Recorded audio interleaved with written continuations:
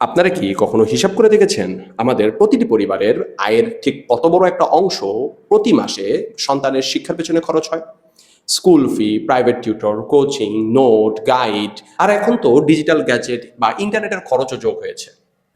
কিন্তু দিন শেষে আমরা কি পাচ্ছি? আমাদের আজকের আলোচনার বিষয় শিক্ষার পেছনে ব্যয় বনাম শিক্ষার মান।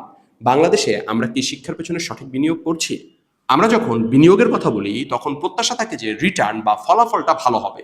কিন্তু বাংলাদেশের শিক্ষার বাজারের সমীকরণটা বেশ অদ্ভুত এবং উল্টো। এখানে ব্যয় যত বাড়ছে শিক্ষার মান যেন উল্টো অনুপাতে কমছে। কিন্তু প্রশ্ন হচ্ছে, এমন হচ্ছে কেন? প্রথমত, শিক্ষা এখন আর জ্ঞান অর্জনের শুধু মাধ্যম নয়, এটা একটা বড়সড় বাণিজ্যিক ইন্ডাস্ট্রি। আপনি যদি একজন মধ্যবিত্ত অভিভাবকের সঙ্গে কথা বলেন, দেখবেন তার মাসের বেতনের অন্তত 30 থেকে 40% খরচ হয়ে যাচ্ছে বাচ্চার কোচিং বা টিউটরের পেছনে। কেন? কারণ স্কুলগুলো এখন আর ক্লাসরুমে পূর্ণাঙ্গ শিক্ষা দিচ্ছে না।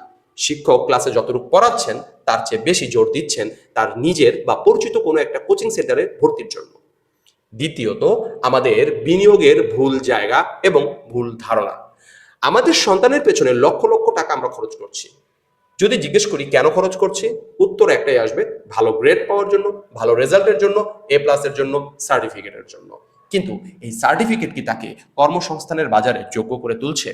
আপনি দেখবেন বাজারে GPA 5 প্রাপ্তদের ভিড়, অথচ কোম্পানিগুলো বলছে দক্ষ লোক পাচ্ছি না। অর্থাৎ আমরা বিনিয়োগ করছি তথ্যের স্তূপ তৈরি করার জন্য, কিন্তু দক্ষতা বা স্কিলস তৈরির পেছনে আমাদের বিনিয়োগ মোটামুটি শূন্য।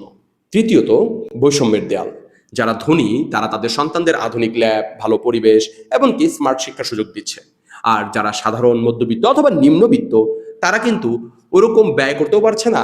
আর এর ফলে তারা মানহীন শিক্ষার গোলকধাঁধায় আটকে আছে। শিক্ষার ব্যয় আমাদের সমাজে এক বিশাল বৈষম্য তৈরি করছে। আমরা কি আসলে শিক্ষাকে একটা মৌলিক অধিকার হিসেবে প্রতিষ্ঠা করতে পেরেছি? আমরা কি সেইভাবে দেখি, নাকি এটা এখন কেবল বিত্তবানদের বিলাসিতা হয়ে দাঁড়িয়েছে? আমার প্রশ্ন হলো, এই ব্যয়ের কি কোনো শেষ নেই? আমরা কি আমাদের সন্তানদের একটি করে ব্যাংক নোট বানাচ্ছি? আমরা যদি শিক্ষার মান উন্নয়নের চেয়ে শুধুমাত্র ভালো বই, ভালো কোচিং, ভালো রেজাল্টের পেছনে অর্থ ঢালতে থাকি, তাহলে সে ব্যয় কখনোই আমাদের জাতীয় মেধা হিসেবে রিটার্ন দেবে না। আমরা বরং এমন একটা প্রজন্ম তৈরি করতে যাচ্ছি যারা সিস্টেমের শিকার, তারা চাপের মুখে আছে, তারা মানসিক স্বাস্থ্য হুমকিতে আছে। আমাদের নীতি নির্ধারকদের এই হিসাবটা কষতে অবশ্যই হবে। এখন সেই সময়টা এসেছে। শিক্ষা খাতের বাজেট বাড়ানো মানে কি শিক্ষার মান উন্নয়ন করা, নাকি বাজেটটা সঠিকভাবে বন্টন হচ্ছে কিনা সেটা যাচাই করা? আর অভিভাবক হিসেবে আপনাদেরও একটু বুঝতে হবে, সারা মাস টিউশন ফি দিয়ে কোনো লাভ নাই যদি সন্তান নিজে চিন্তা করা না শিখে। আজকের এই ভিডিওর শেষে আপনাদের কাছে আমার একটা ছোট্ট জিজ্ঞাসা রয়েছে। আপনার কি মনে হয়, বর্তমান শিক্ষা পদ্ধতিতে যে খরচ আপনি আপনার সন্তানের পেছনে করছেন, তার সমপরিমাণ ভ্যালু বা স্কিল আপনার সন্তানের মাঝে কি আপনি খুঁজে পাচ্ছেন?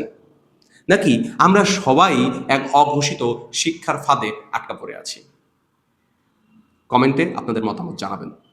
আমাদের এই ব্যবস্থা পরিবর্তন কি আমাদের হাতেই, নাকি আমরা শুধু দর্শক হয়েই থাকব? ধন্যবাদ, ভালো থাকবেন।